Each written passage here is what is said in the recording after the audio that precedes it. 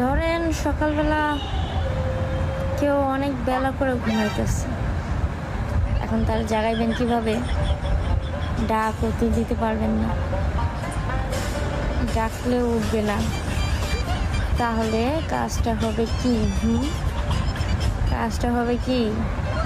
হান্ডি, পাতিল, কড়াই, খরচুন, চামচ, বাটি যা আছে, প্লেট সব ফ্লোরে ফালাই দিবেন। ঠাস ঠাস ঠাস ঠাস শব্দ হইতে থাকবে। জোরে জোরে পানির কলটা ছেড়ে দিবেন। এই শব্দে কোনো মানুষ ঘুমাইতে পারবো না, সাথে সাথে উঠে যাবে। হ্যাঁ, আমাকে ডাকছেন, বুঝছেন?